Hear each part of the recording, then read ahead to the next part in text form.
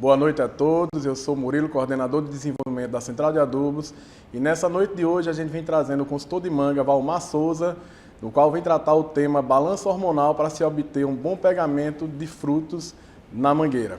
Para poder passar a palavra do Valmar, a gente queria contar um pouco da história preliminar dele. O Valmar ele tem raiz realmente no agro, né? Foi um menino realmente criado no projeto Mandacaru e Juazeiro, com raiz no agro, mexendo com agricultura, melão, manga, cebola. Então, Valmar, conta um pouco da sua história com a agricultura. Boa noite, Murilo. Boa noite a todos que nos assistem aqui essa noite. Primeiramente, é uma satisfação enorme para mim, Murilo, ter sido convidado para esse momento, esse bate-papo de que está ganhando uma dimensão assim incrível no Brasil inteiro, e eu fico muito feliz em poder contribuir de alguma forma nesse projeto que a Central de Adubos tem. E parabéns também à Central de Adubos por essa iniciativa.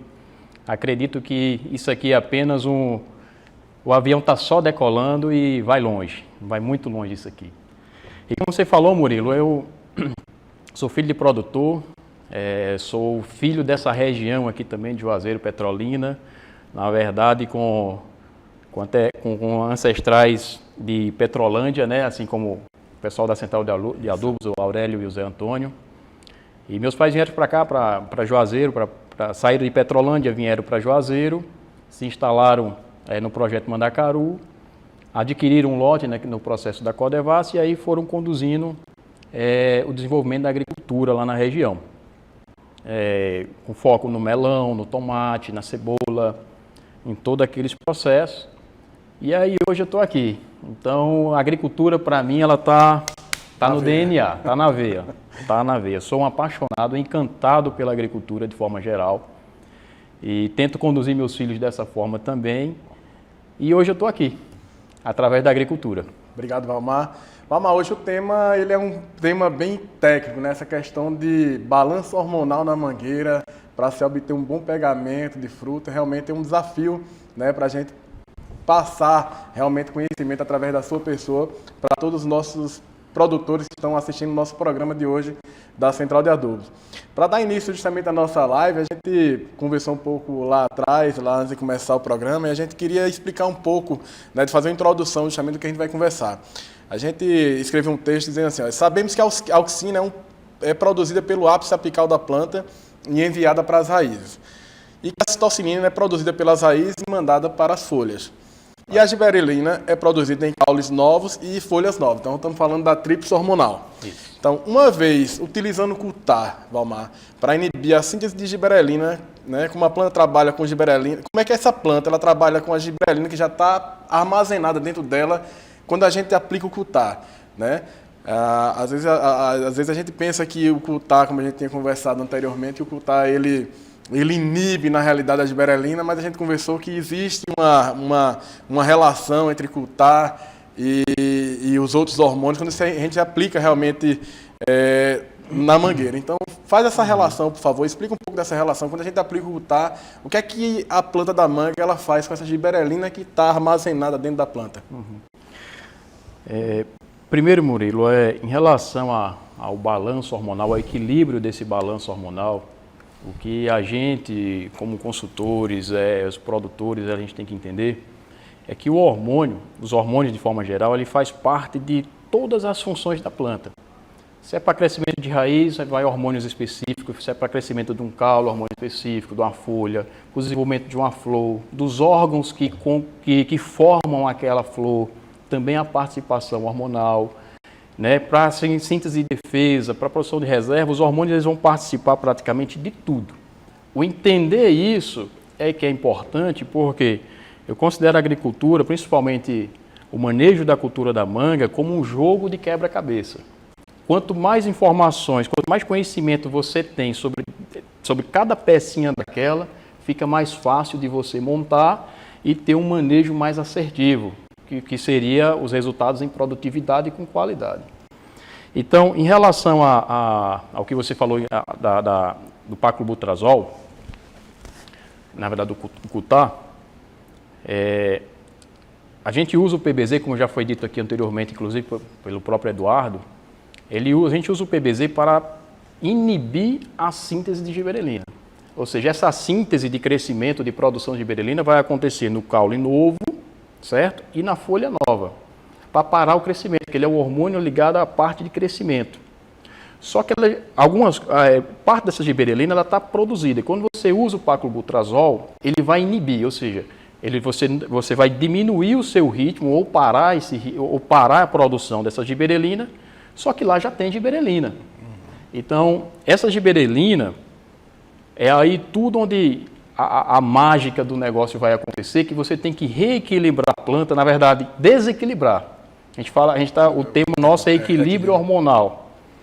No entanto, o que fazemos com as plantas é desequilibrar. Agora, desequilibrar com entendimento, com conhecimento, para obter dela os melhores resultados. Então, eu preciso com que meus níveis de giberelina eles estejam baixos, para que outros hormônios se sobressaiam, como, por exemplo, o etileno, que é um hormônio antagônico. O que é antagônico? É um hormônio que é contra, como se fosse inimigo. Os dois não se dão no mesmo ambiente, nas mesmas concentrações. Então, eu tenho que parar aquele indivíduo que está aumentando a produção dele para que o outro se sobressaia. Só aumentando essa síntese, aumentando esses níveis de etileno, somente assim a planta vai entrar no processo de maturação propriamente dito e no da diferenciação da gema vegetativa para a gema floral. Porque se esses níveis de giberelina estiverem muito altos, ou seja, estiverem crescente, ela não vai conseguir fazer essa transformação e no lugar de a gente entrar no ciclo de produção propriamente dito, a gente entra no ciclo de vegetação novamente. Então seria mais ou menos esse jogo. Mas a giberelina, que uma vez ela produzida, ela está lá. A diferença é que outros hormônios elas vão estar nos níveis maiores e em determinado momento esse que está alto vai ter que baixar para que essa que está aqui comece a ter o seu papel novamente, comece a estar ativa novamente. Então, assim, cada hormônio tem que prevalecer em determinada fase da planta, né? Exatamente. Bacana. Tem uma pergunta de um participante do programa, o Anchieta.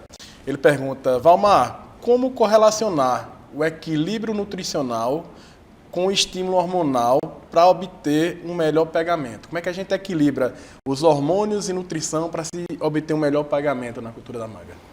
Anchieta, meu amigo, um abraço, viu? Anchieta é consultor de uva. Isso. É uma figura. É bom saber que o pessoal da uva está também buscando informações em relação ao manejo da cultura da mangueira, né?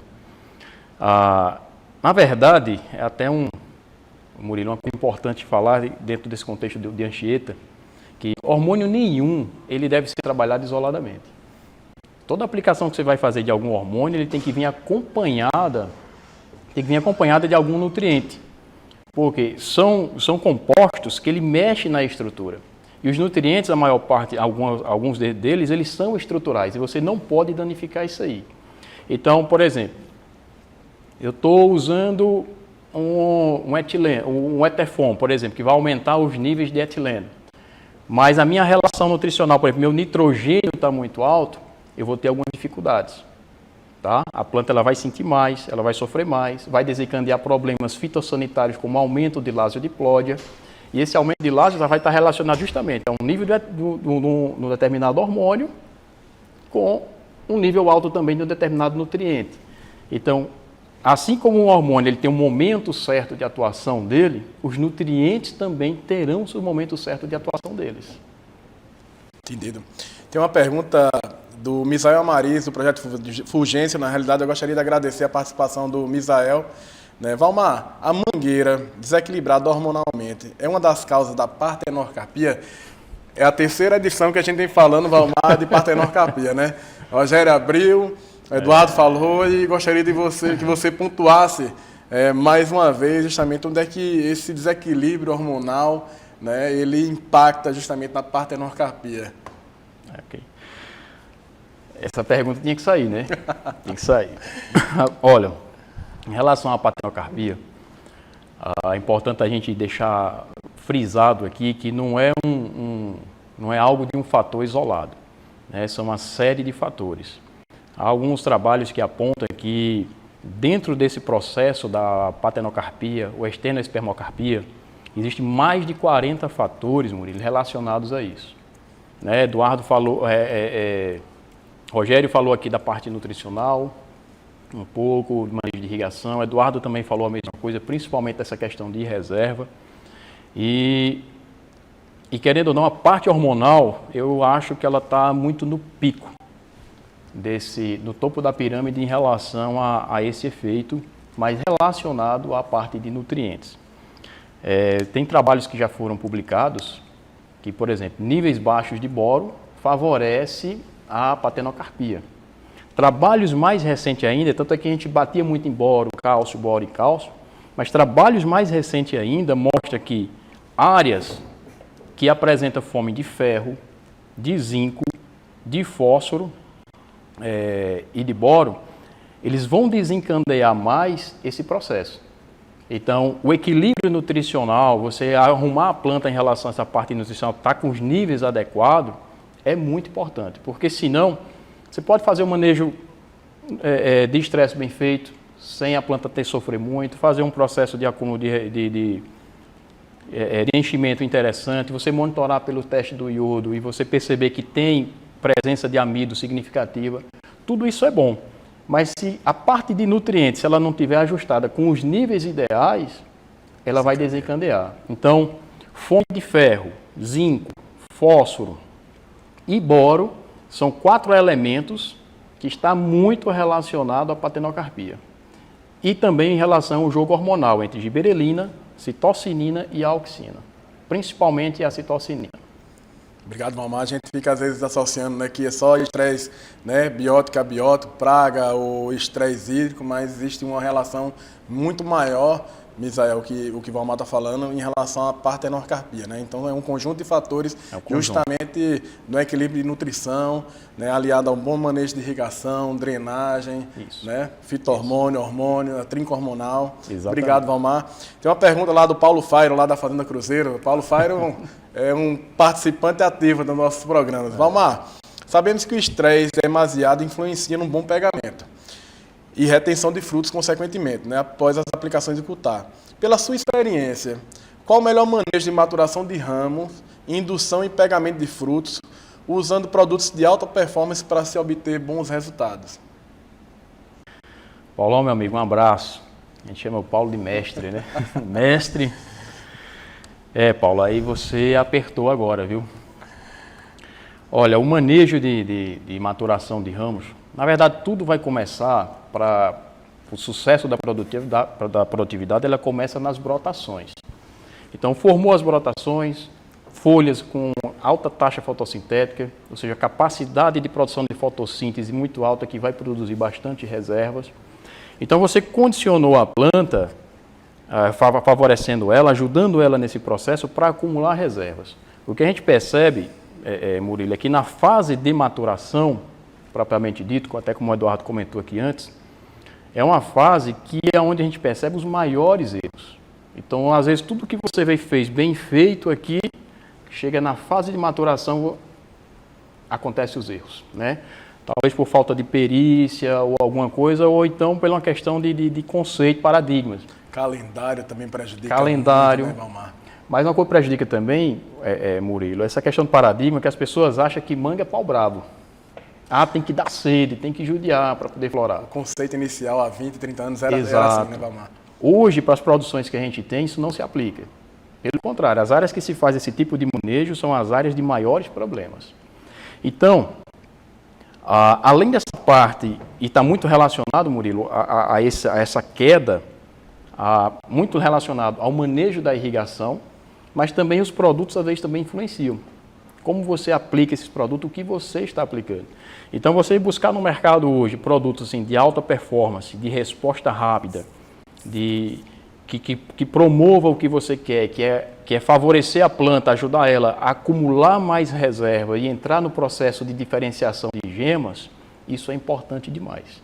Então, assim, esses produtos ele têm muita influência, sim, na performance dessas áreas, no resultado final que você vai ter.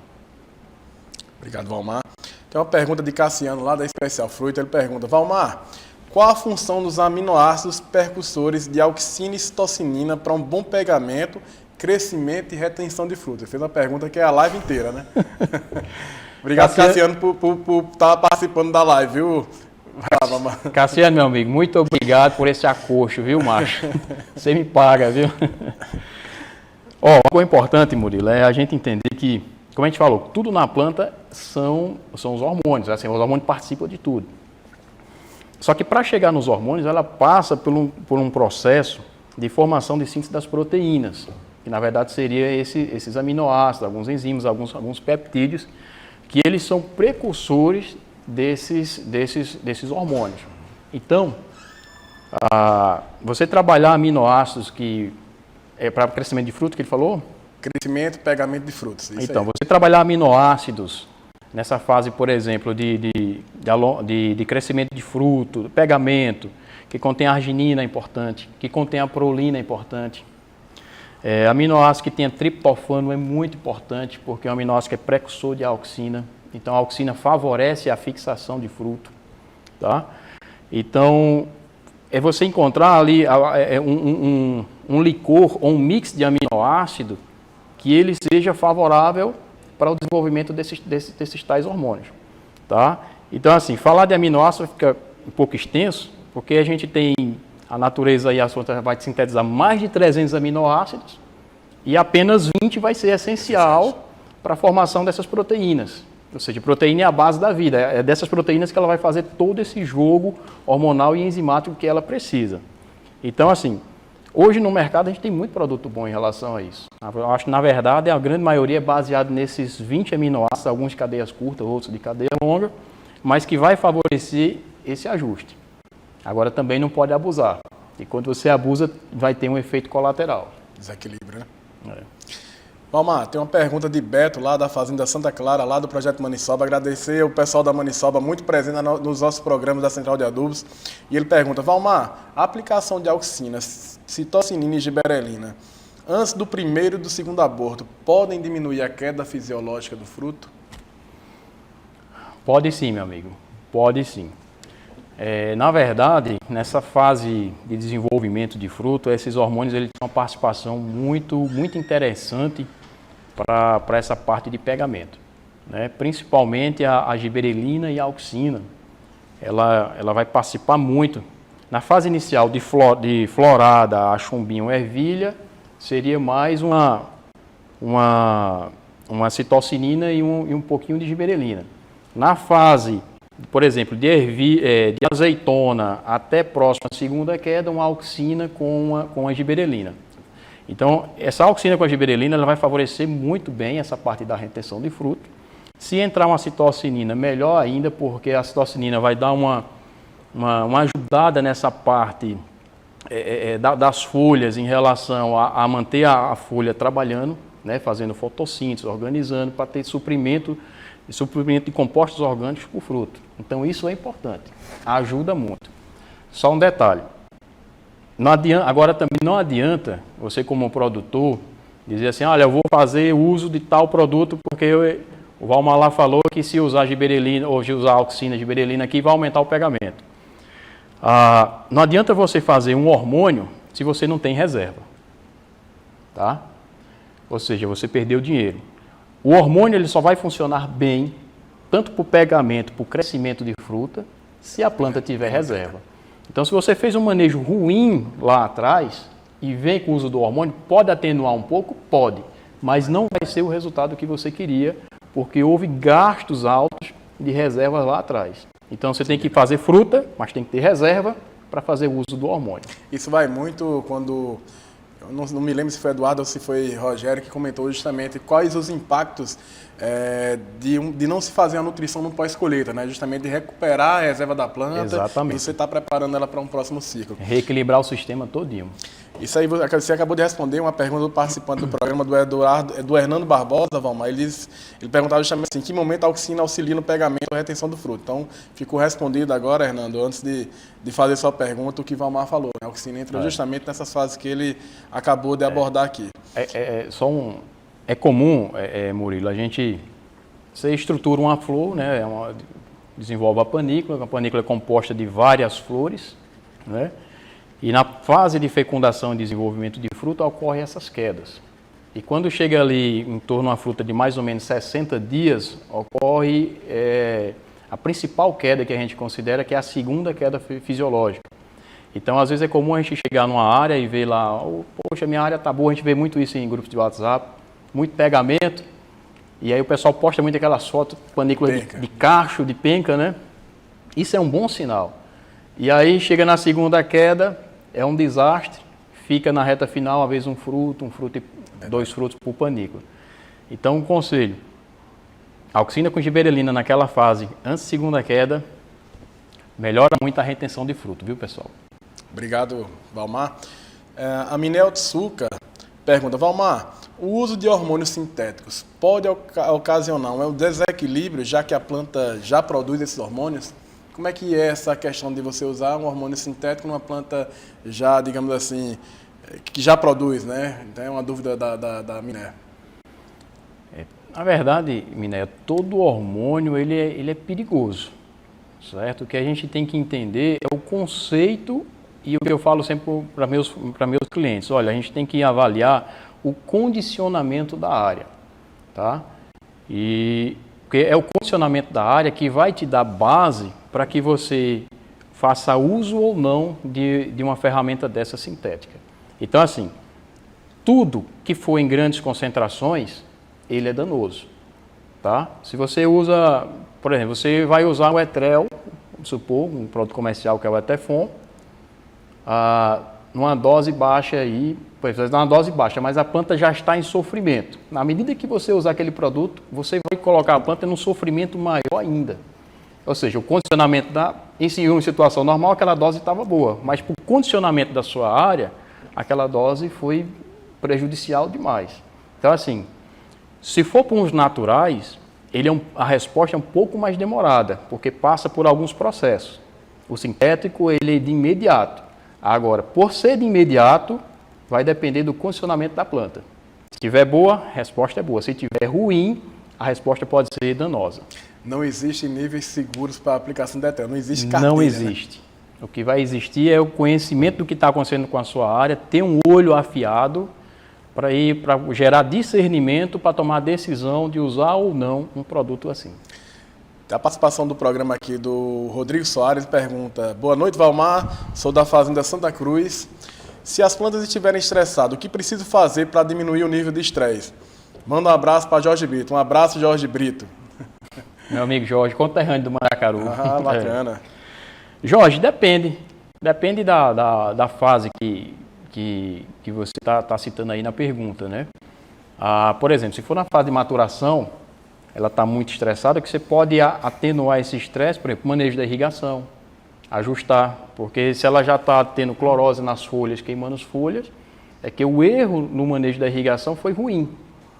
Então ela entrou em processo oxidativo, entrou num estresse severo que ela vai consumir as reservas que ela estava produzindo. Então a irrigação dá uma ajuda.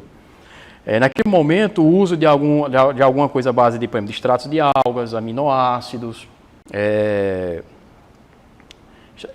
por exemplo, o uso do magnésio seria importante nessa fase, você pode atenuar estresse, entendeu? Então, assim, vai depender muito da fase, qual a fase que estava ali e o que é que você está querendo, entendeu? Se é para ela continuar produzindo reservas sem consumi-las, irrigação é o principal de todos. Depois, seriam as alternativas através de produtos, né? Manejo de produto. Minel Tissura pergunta, Valmar, o uso de giberelina no período de indução pode estimular a planta a vegetar? Pode. O uso de giberelina no período de indução O uso de giberelina, Minel, você pode fazer uso dela se você, por exemplo, você deu uma errada, vamos supor, na dose de Cutar, né, na dose do paclobutrazol, e essa dose você percebeu que travou demais a planta.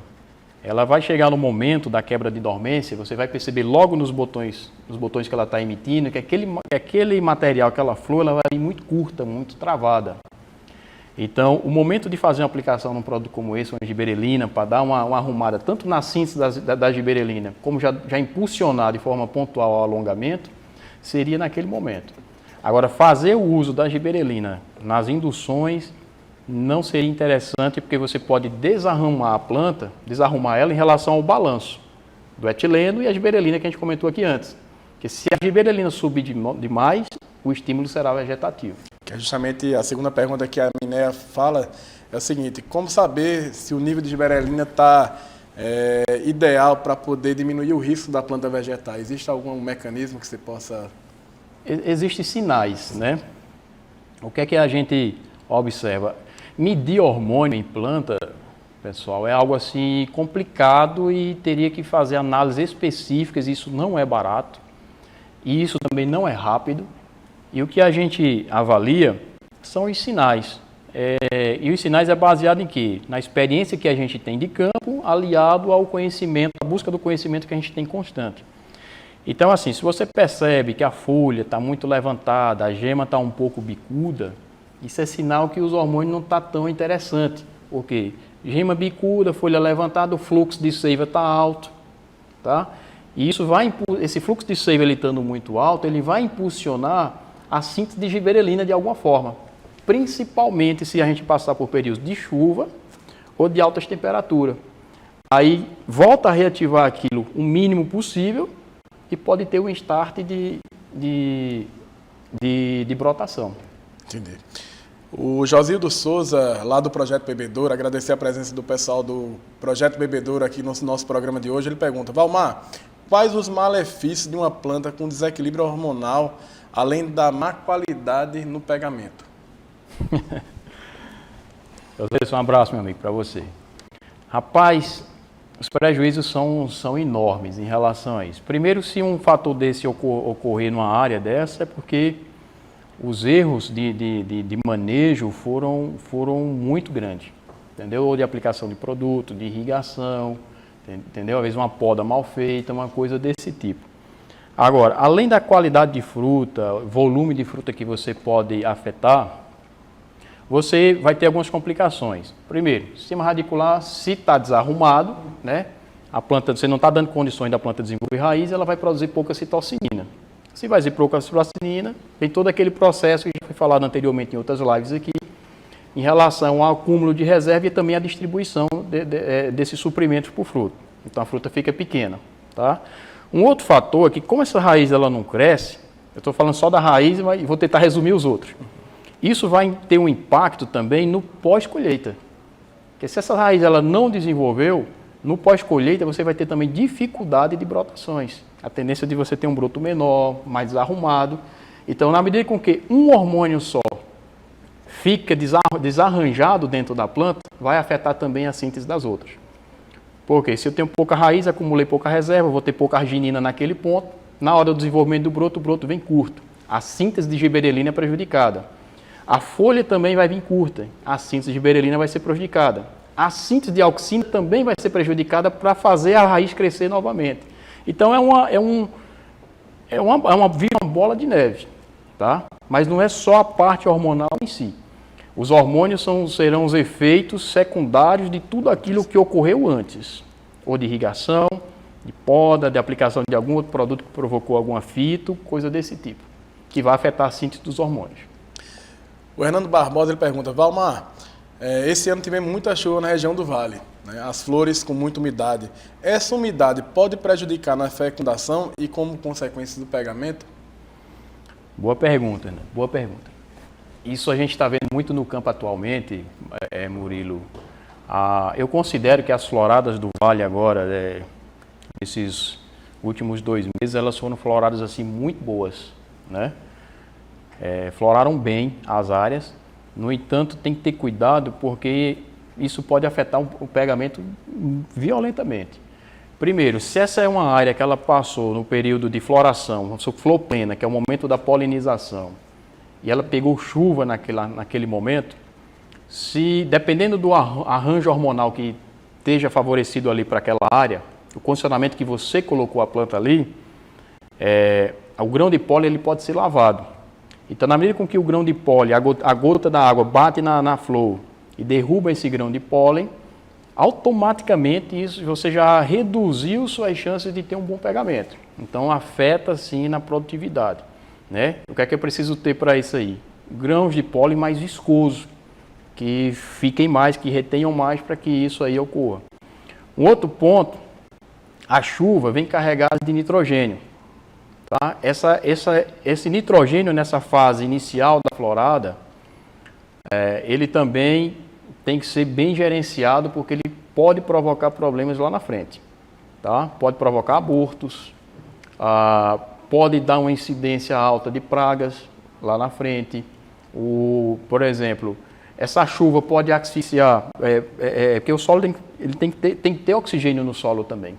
Então, se a água ocupa o espaço desse oxigênio, dessa aeração, a raiz entra em ela pode sofrer asfixia, e isso tem interferência direta lá em cima. Então, pode provocar abortos, né?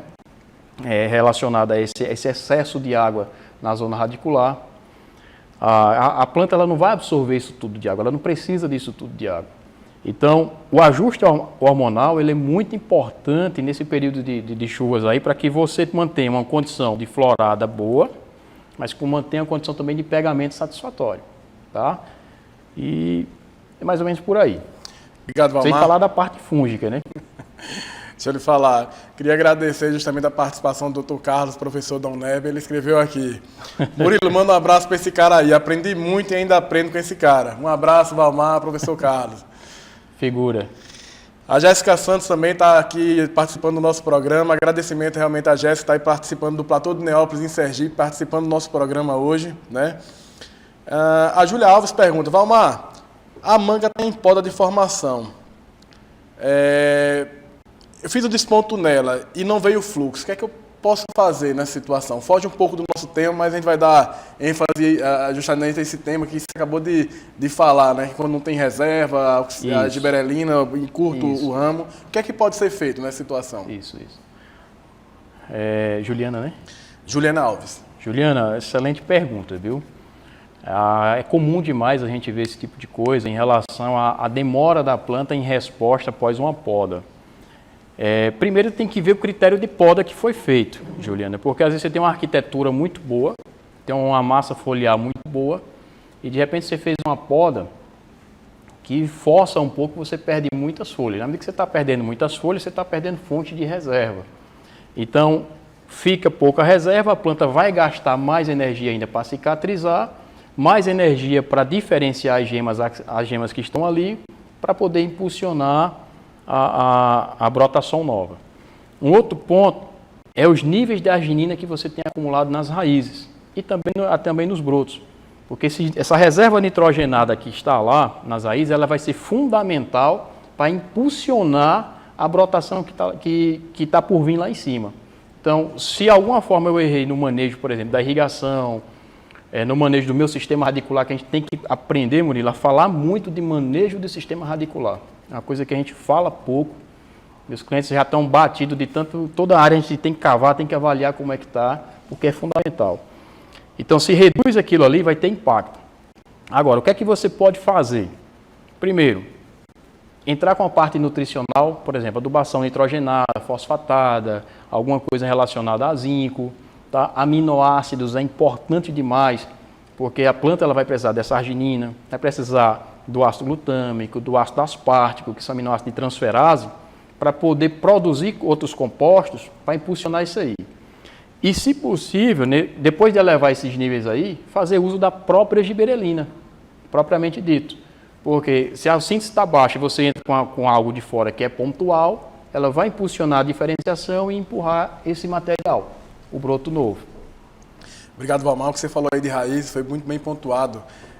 Quando Augusto falou, era outra cultura, era uva, mas Paulo Ramos perguntou em que momento a gente deve fazer o coveamento. Augusto falou anualmente, mas mais importante do que isso, era avaliar a quantidade de raiz. Então isso vale para todas as culturas. Vale para todas as culturas. Para saber como é que anda os níveis de reserva, de arginina principalmente, né?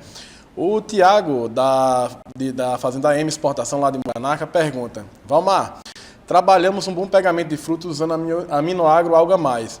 Mas percebemos que no manejo, quando usamos um aminoagro raiz foliar, aumenta ainda mais o pegamento e retenção de frutos. A que pode ser atribuído esses resultados dentro de um bom manejo de irrigação e nutrição? Tiagão, meu amigo, um abraço. A figura. Tiago, especificamente em relação a esses produtos que você citou, eles têm umas características assim, bem interessantes. Por exemplo, o alga mais, o aminoagro raiz tem aminoácidos mas ele tem uma composição interessante de auxinas, tanto sintética quanto natural. Na fase que você está ali entre quebra de dormência, botão floral, você usar produtos à base de auxina, um produto como esse, por exemplo, ele vai favorecer, juntamente com o equilíbrio dos nutrientes, e aqueles nutrientes que eu citei antes, cálcio, boro, zinco, ferro, fósforo, é muito importante para a formação e estruturação dos órgãos florais. Então, assim, a auxina ela vai ter uma participação muito interessante, Murilo, na formação de flor hermafrodita. Então, eu entender que quando ela começou a emitir o botão floral e tudo, que os níveis de flor hermafrodita está relacionado à auxina, seria importante sim fazer uso de uma ferramenta como essa nesse momento, porque você vai favorecer isso. Quanto mais flor hermafrodita você tiver na panícula, maior a chance de pegamento. Então, a auxina ela vai ser fundamental naquela fase ali para estruturação da flor para que haja o pegamento. Valmar, seria a aplicação ali em torno de 2, 3 centímetros? Qual seria esse ponto ideal para aplicação?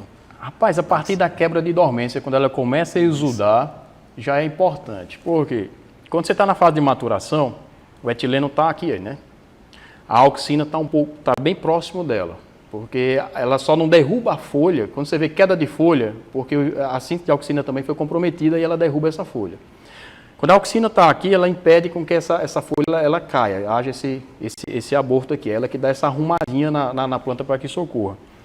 Então, os níveis de auxina ele tem que entrar porque é um hormônio juvenoide que faz parte da construção desses órgãos. Por exemplo, grão de pólen, eu preciso ter níveis interessantes de giberelina e de auxina.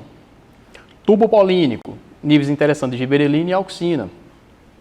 Ovário, níveis interessantes de auxina, junto com esses nutrientes, porque são esses hormônios com os nutrientes que vão fazer a estruturação para que essa flor tenha fertilidade.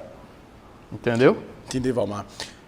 Gostaria também de agradecer a cidade de Livramento, Bahia, que está presente hoje aqui na nossa live. Valmar tem atuação também na região, então a turma veio para prestigiar você também, viu, Valmar? Obrigado, pessoal. Tem uma pergunta do Zenildo, da Agrodan, Valmar. Ele pergunta, Valmar, na sua opinião, qual a temperatura máxima e mínima seria mais favorável para a florada de quente? E você tem esse conhecimento? É uma pergunta... Zenildo, obrigado pela participação, mas você imprensou um pouco o Valmar agora, né? Vou beber até água, viu, Zenildo?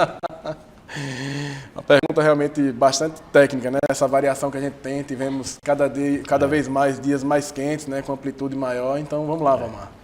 Zenildo, há uma diferença clara em relação às variedades, de forma geral. Em algumas coisas elas são muito comuns, em outras elas têm seus diferenciais. A quente, Zenildo, ela é Eduardo até eu acho que comentou, não sei se foi nessa live ou em outra, ele falou em relação ao tempo que a quente leva para maturar. Ela tem uma resposta de maturação e de diferenciação mais lenta do que as outras. E isso está relacionado à produção de cloroplasto para a formação de clorofila. Mas um ponto importante em relação à quente, Zenildo, é que ela é uma variedade de dias mais curtos do que outras. Então, das variedades que nós temos aqui no vale, entre Tommy, Palmer, Kate e quente, a variedade que requer menos horas luz é a quente. Para que ela entre no processo de diferenciação floral, ela precisa de menos horas luz do que qualquer uma dessas outras variedades. Então, assim, em relação ao número de horas, fica meio complicado. Existem áreas produzindo aqui, conseguindo colher quente em setembro, tem áreas colhendo no primeiro semestre, também tem. Mas essas produtividades talvez não representem o potencial real que essa área tem devido a essa dinâmica da planta. Então, a quente, a gente destina ela e consegue manipular o calendário dela muito bem para o momento de colheita entre outubro e novembro, porque aí já são floradas que a gente vai estar começando a partir de agora, né? Final de abril, início de maio, vai até o final de maio. Por quê? A questão do fotoperíodo começa a baixar, ou seja, menos horas de luz, a umidade fica um pouco mais alta, né? Fica abafado e quente de dia, mas as noites ficam mais frias. Então, gera uma mudança na amplitude térmica, gera um conforto térmico melhor para a planta. O tempo também fica mais nebuloso, e ela consegue produzir etileno endógeno mais facilmente. E esse etileno endógeno ajuda na diferenciação, faz a compensação do tempo que o Eduardo falou aqui anteriormente, e aí vem o processo da emissão da floração. Obrigado, Valmar. O Rogério Martins está aqui participando também da nossa live hoje, mandou um abraço, ele pergunta, meu irmão, Valmar, e filho de Eduardo, né? Eduardo disse, meu filho, né, na live dele. Então, irmãozão aí. Valmar, eu gostaria que você falasse um pouco da diferença entre as variedades de manga com relação ao uso de hormônios, doses e momentos. Cada variedade, dose e momento para o uso de hormônio. Pincelasse um pouco da diferença entre elas. O que é que uma precisa de mais hormônio, o que é que outra precisa de menos hormônio. O Rogério resolveu lhe apertar aqui, né? Você não participou da live dele, né? No programa hoje ele resolveu fazer uma pergunta mais direta para você, né? Irmão, deixa eu respirar agora. Não foi nem combinado, né? Rogério, depende. Depende de que hormônio, entendeu? Por exemplo, a gente vê uma manga palmer, ela muito... ela é uma variedade que você tem que ter cuidado, por exemplo, com doses altas, com doses de etrel, né? Porque ela entra muito facilmente no processo de estresse oxidativo.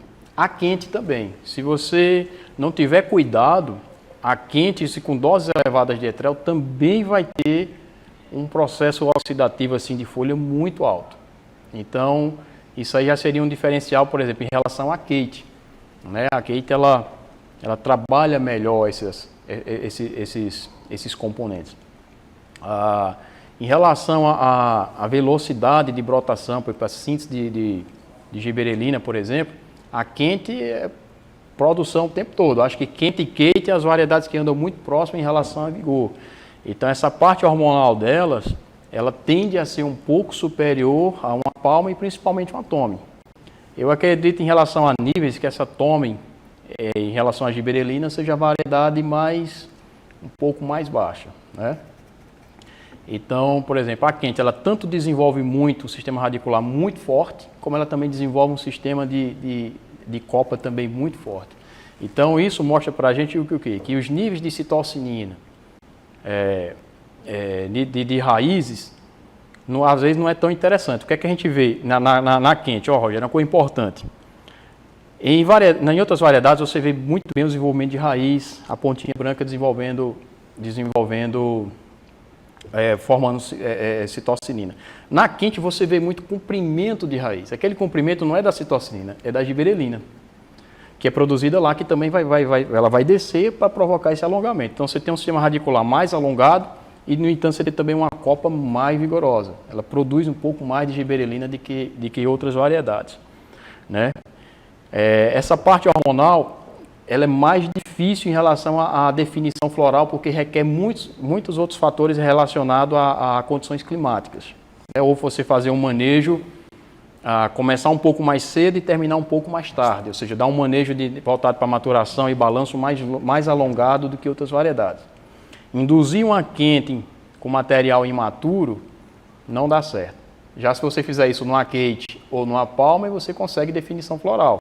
Então está tudo correlacionado. Existem diferenças, eu particularmente não sei quantificar isso, né? Eu acho que vai ser muito difícil ter alguém que quantifique isso, mas que existe. A resposta hormonal delas também são diferentes em alguns pontos. Obrigado, Valmar. Tem a participação aqui do Jairto Brito, ele trabalha na empresa Argofruta. Meu amigo e mestre Valmar, se fala muito sobre balanço hormonal, como se fosse algo simples, mas na verdade não é tão simples assim como pensamos. Mas se tratando do assunto, gostaria de saber quais hormônios que uma planta de mangueira precisa para se conseguir e obter um balanço hormonal ideal para dar segurança para nós produtores obtermos grandes resultados e uma produção de alto nível. Jailson, um abraço, meu querido. Jailson, na verdade, a planta precisa de todos eles. Precisa da gibberellina, citocinina, auxina, etileno, ácido abscísico, aí vem outros hormônios, ácido asmonático, precisa de todos os hormônios. Os hormônios que ficam mais em evidência, que você vê um efeito assim mais expressivo, são esses hormônios relacionados a crescimento, que seria gibberellina, citocinina, auxina, seria hormônios de diferenciação e maturação, que nem etileno, o próprio ácido abscísico. São esses hormônios aí que a gente percebe, assim, vê com mais evidências. Os demais seriam importantes para o ajuste, para a defesa da planta, entendeu?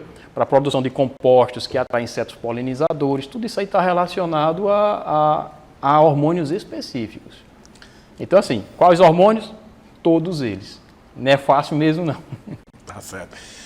Gostaria de agradecer a participação do seu Celestino, lá da Fazenda Barreiro de Santa Fé. Ele pergunta: Valmar, trabalhando com hormônio, consigo ter mais garantia de floração e pegamento em tome? Depende, seu Celestino. É uma pergunta bem interessante.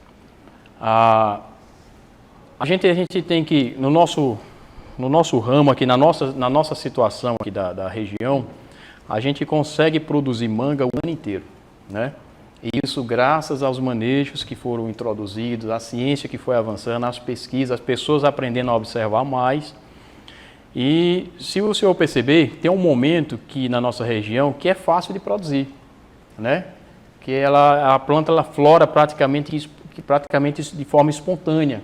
Seria os meses de junho, julho até início de agosto, que está relacionado ao fotoperíodo que eu falei aqui anteriormente. Porque é um fotoperíodo mais baixo, temperatura mais baixa, a condição climática fica favorável para a diferenciação. Por quê? Ela baixa a síntese de giberelina e quando ela baixa, o que é antagônico a ela, como a gente falou aqui, que é o etileno, ele sobe. A diferenciação, então, ela flora. Agora, para se produzir, então, se eu quero produzir vou colocar minha área para produção, que os meses de florada seriam esses aí, o uso de hormônio não seria, assim, um fator determinante para que você consiga. Tá? Porque naturalmente a planta já vai se expressar por ciclo de reprodução. O desafio, seu Celestino, seria no momento que não é o ciclo natural dela. Entendeu? Por exemplo, você fazer floradas de outubro, novembro, dezembro, janeiro, que é altas temperaturas, alta luminosidade, aonde a sinalização que a planta recebe da condição climática, quer dizer, produz a giberelina. Então, mas você, para produzir, tem que aumentar o etileno. Então, aí, nesse ponto, é muito favorável o uso de ferramentas, tá? De tipo, por exemplo, aminoácidos que aumentem a síntese de etileno, uso de enxofres que passa por todo aquele processo de quebras para aumentar etileno, o próprio uso do Etefon, que vai favorecer isso, acompanhado de um potássio, de outros elementos para favorecer isso aí. Então, assim, depende muito do momento. Mas o hormônio, ele dá um upgrade assim na produtividade se a planta tiver, como eu falei antes, reserva. Eduardo Ferraz entrou aqui agora, eu gostaria de agradecer a presença de Ferraz. Ele disse assim: não faça dele, não. Vou falar, não vou fazer a pergunta dele. Ele me disse assim: Murilo, avisa que eu tô de olho em Valmar, viu? Deu risada. Obrigado, Eduardo. Valeu, pai. Um abraço. Tentando seguir os passos do pai, viu? Gostaríamos de agradecer da minha participação, que tá lá, a turma que está lá em São Paulo, né? O Erivaldo Xavier, que está lá acompanhando lá de São Paulo a nossa live.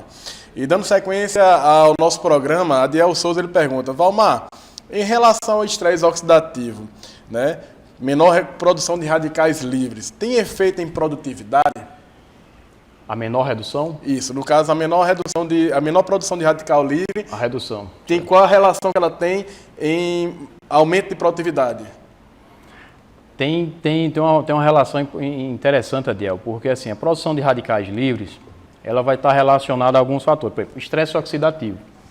Por exemplo, a folha fechou o estômago, aumenta a temperatura dessa folha, vai entrar no processo de estresse oxidativo porque ela vai produzir substâncias tóxicas. Dessas substâncias tóxicas chega até matar as células em volta, que é o que ocorre a queima. Além dela fazer isso, vai formar esses radicais. Uma outra coisa seria exageros em relação ao uso, por exemplo, de nitrogênio, tá? Uso de algumas outras coisas, por exemplo, uso abusivo de aminoácido, pode formar radicais livres, né? Que isso vai ter impacto lá na frente. Vai ter atração de inimigos de pragas, vai favorecer o desenvolvimento de doenças. Ataque de praga e doença, a planta vai ter que gastar reserva, vai ter que dividir reserva entre manutenção de fruto e defesa. Então, assim, a formação de radicais livres ela vai ser danosa em qualquer fase. Se for na maturação, vai interferir no processo de diferenciação, estruturação de florada, pegamento. Se for na fase de florada para frente, vai interferir nessa parte de sanidade, pegamento e crescimento de fruto. Interfere muito mesmo. Obrigado, Valmar. O Hermin Moreira, lá do Projeto Maniçoba, da Fazenda João e Maria, pergunta: Valmar, sabemos que a demanda de carboidratos é muito importante para a formação dos frutos. Uma vez armazenado, como é que a gente pode fazer para que essa reserva ela seja utilizada da melhor forma para a planta, pela planta? Eu acho que esse aí, meu amigo, é um grande desafio, né? É construir essas reservas e, ao mesmo tempo, você poupar elas. Porque tudo que a gente faz na fase vegetativa e na fase de maturação, o objetivo nosso é um só. É fazer com que ela use essa reserva que foi construída aqui durante praticamente meio ano, mais de meio ano, para utilizar na formação da fruta que está por vir. Então, assim, o que você puder implementar de manejo, por exemplo, o ajuste da sua irrigação, cuidado com alguns produtos que provocam fito, né, que degrada a serosidade da folha, ou coisas desse tipo, é importante para você poupar a planta de consumir essas reservas. Então, assim, tão importante quanto construir vai ser poupar, porque é dela que vai estar relacionado ao pegamento e o crescimento do fruto. Valmar, antes de iniciar o programa de hoje, a gente tinha discutido um pouco sobre ácido abscísico, né, antes de entrar no ar. Fala um pouco dos prós e os contras, quais são as vantagens e desvantagens do ácido abscísico, em cada fase que ele é benéfico, em cada fase que ele é maléfico. Ele, às vezes, em algum momento, ele é o grande vilão, e em outras horas, como a gente comentou lá no final do ciclo, é muito importante. Por favor, explique a importância do ácido abscísico. Rapaz, eu estou sendo bombardeado hoje aqui. Ô Murilo, o ácido abscísico, ele é um hormônio que está muito ligado a situações de estresse. Né? Toda sinalização de estresse que a planta for passar, automaticamente ele vai vir. Também vai ser produzido, ele é produzido lá nas raízes, assim como a citocinina. Também já fica depositado na parte aérea da planta, nos brotos. Só que às vezes ele está lá parado, ele está quietinho. Na hora que desencandeia algum estresse, de alguma forma ele entra em ação. Então, assim, se o ácido abscísico ele ocorre na fase de maturação, geralmente foi por uso indevido de alguns produtos ou mau gerenciamento da irrigação. Então ele vai ser danoso, vai acelerar esse processo de degradação da clorofila e isso é ruim, que a planta vai perder reserva. Essa seria a parte ruim. Níveis altos por exemplo, de ácido abscísico também no desenvolvimento da flor interfere muito no pegamento. Tá?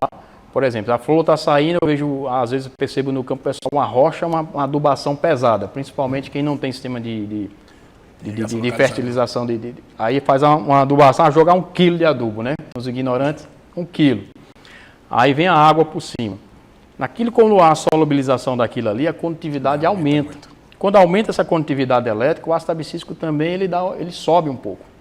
Então isso pode interferir. Se subir demais, pode interferir de forma negativa. Onde é que eu vejo que ele fica mais positivo nesse processo? É um processo natural, que vai ocorrer naturalmente. Isso aí a gente não dá para interferir muito nessa evolução do ácido abscísico, seria na reta final da fruta. Por exemplo, na fase de enchimento e maturação, ele é importante, porque é uma fruta que ela é climatéria. Então, a fruta climatéria, tanto o etileno quanto o ácido abscísico, ele participa desse processo de maturação, para a conversão dos açúcares, para a virada de cor, por exemplo, a degradação da clorofila está ligado a ele. A clorofila da fruta é o quê? A clorofila não é verde, a fruta não é verdinha, porque ela muda de cor. Porque ela vai para o vermelho, para o roxo, para o amarelo. Ali é uma degradação. Quem participa nesse processo de degradação, o ácido abscísico tem uma função importante. Então, o aspecto visual das nossas frutas, o ácido abscísico participa bem naquele ponto ali de forma benéfica. O que ficou para trás, ele já é danoso. Bem explicado, Valmar. Gostaria de agradecer agora a participação do pessoal do Curaçá, né? O Roberto Pelcídio pergunta: Valmar, a queda fisiológica da Kate nas fases mais avançadas, já iniciando o enchimento do fruto, tem a ver com algum desequilíbrio hormonal? Ô Robério, um abraço, meu querido. Robério, tem a ver com o equilíbrio hormonal, mas o equilíbrio hormonal seria um pouco mais secundário. O que ele tem a ver, na verdade, não só da Kate, viu, Roberto? A quente também se expressa muito nisso. Ou seja, você tem um pegamento inicial alto e de repente tem uma queda muito elevada.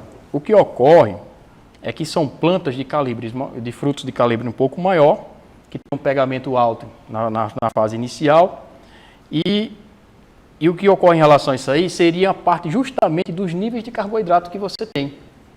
Por exemplo, se a planta ela só tem carboidrato, só formou carboidrato suficiente para segurar, vamos supor, 50 frutos, vai ser só os 50, mesmo que antes dessa fase aí você tinha lá 80, 100, 200, entendeu?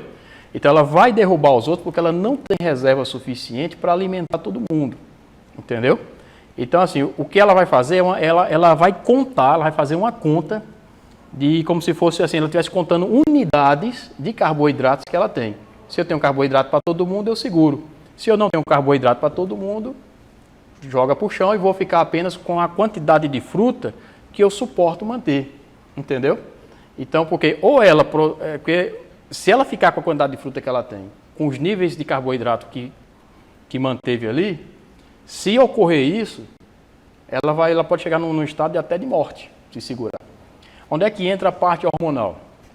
A parte hormonal seria importante, sim. Tanto é que ela derruba, olha a abscissa de novo, forma-se lá, a abscisão do fruto, ele cai. Tá? Pode fazer alguma coisa para atenuar isso, para diminuir isso? Aí teria relacionado ao que você fez antes, a nutrição atual, manejo de irrigação é fundamental, mas, por exemplo, um uso de giberelina com auxina é importante, um uso de giberelina com citocinina também é importante. Eu acho que nessa reta final seria até interessante a citocinina, porque ela mantém a folha trabalhando. Então, se mantém, está produzindo para o fruto. Agora, se fizer citocinina nessa fase aí, você tem algumas complicações. Porque a citocinina, ela protege a clorofila e a fruta vai ter dificuldade de degradar a clorofila do fruto. E ela tem dificuldade de degradar a clorofila do fruto, ela não vai ter a cor que gostaria. Então, se você já tem uma quente e uma Kate, que são variedades de que a fruta tem mais dificuldade de formar cor, aí, assim, tem que pensar direitinho, porque pode interferir também nessa parte de coloração. Bom, mas então, a questão de equilíbrio hormonal, existe cada fase, você tem que trabalhar com hormônio, na realidade, né, específico para cada fase, né? Exato. Existe uma forma de a gente medir e saber em qual nível de estresse causa maior desequilíbrio hormonal na planta? O que é que desequilibra muito uma planta através do estresse? Tanto abiótico como biótico. Qual é o nível de estresse maior que uma planta de manga pode sentir para desequilibrar os hormônios dela, né? Ô, Murilo, eu acredito que o estresse que chega ao ponto de ter quedas excessivas de folha ou queimas violentas de folha, né? Porque a folha ela é a base ali, certo? O cérebro da coisa é as raízes, mas o pulmão do negócio é as folhas. Então, se esse pulmão ele é prejudicado, todas aquelas sínteses que a gente comentou antes, de giberelina, citocinina e auxina, ela vai ser interferida de forma negativamente, entendeu? Além da perca violenta de reservas. Então, acho que a fase assim de pior é levar a planta a um estado de queda ou queimas de folhas. Obrigado, Valmar. Gostaria também de agradecer a participação do pessoal lá da Paraíba, né? O Mundo da Jéssica pergunta: Valmar, quais os produtos destroem mais a serosidade da folhagem da mangueira? Essa pergunta vem de João Gonçalves, na Praia da Paraíba. Existe um produto que destrói mais a serosidade da mangueira? Boa pergunta, meu amigo, boa pergunta. Rapaz, existe alguns produtos, é difícil de medir isso, é uma pergunta assim, bem interessante, muito técnica, e eu vou ter que ter cuidado no que eu vou dizer aqui, senão o pessoal vem em cima de mim. É isso aí. Mas assim, quando você usa um produto, por exemplo, você tem alguns produtos no mercado, existem alguns adjuvantes que as pessoas, para que ele tenha o efeito de tensionante, o pessoal usa na composição desses produtos, por exemplo, alguns solventes, laurio, existe na composição de alguns produtos, inclusive na composição de alguns siliconados e tudo. Então, assim, alguns adjuvantes tem que ter cuidado porque ele pode promover, sim, o uso de alguns óleos, né? ele pode promover sim a remoção da serosidade dessa folha. Então isso vai ter um nível de exposição alto e que provocará fito, com certeza. O Franciélio Veriato, para a gente finalizar a live, ele pergunta: Valmar, quando a gente faz o desponte para a indução, quais são os hormônios que estão mais presentes para que venha a florada, né? Qual a importância desse desponte e quais hormônios atuam para que venha a florada e tenha um bom pegamento? Franciélio, em relação ao desponte, quando você desponta, você já está desorganizando um pouco a casa, né? Eu costumo dizer para meus clientes, eu particularmente eu não gosto de desponte. Em alguns momentos ele se torna um mal necessário, porque por questões de calendário, algumas coisas que a gente tem que cumprir. Se não florar naquele momento, você sai da janela, principalmente alguns clientes que eu atendo que ele não exporta direto, ele tem parceiros, tem que colher naquela semana. Então, às vezes a gente faz uso de ferramentas como essa. Mas vem o dano, vem o efeito colateral. Tudo que você fizer, ele vai vir um efeito colateral. O processo é o mesmo, Franciélio. Ou das gemas axilares ou da gema apical, você precisa ter os níveis de etileno um pouco mais alto, vir acompanhado com um pouco de citocinina ou de auxina e um pouco de citocinina, para que haja esse processo de diferenciação e desenvolvimento da panícula. Obrigado, Valmar. Gostaria de agradecer a todos vocês hoje que estiveram presentes em mais um programa da Central de Adubos. Valmar, por favor, faça as considerações finais e faça os seus agradecimentos. Pessoal, uma dica para vocês, a gente falou aqui de um tema assim, muito complexo, é um tema que requer assim, conhecimento, habilidade, ter um olho muito calibrado para chegar a tomar algumas decisões se usa ou não usa determinado composto ou não. Então, o que eu digo a vocês é que aproveitem os momentos que vocês estão tendo aqui com essas lives, com as pessoas que eles estão trazendo. Peguem essas dicas que vocês estão recebendo, mas procurem, estudem mais, observem mais, porque isso vai acrescentar muito no manejo de vocês. E assim, eu agradeço muito a Central, a vocês, porque isso aqui para mim é uma oportunidade e a gente está aqui no mundo de passagem, Murilo. Então, aquilo que a gente puder contribuir para o crescimento, quer ser pessoal, quer seja espiritual, quer seja profissional de alguém, eu acho que isso é válido, isso é um legado que a gente tem que honrar isso aí. Então, obrigado. Fica meu abraço aí para todos vocês e a gente está aberto a qualquer coisa. Muito obrigado, Valmar, muito obrigado a todos e tenham uma boa noite.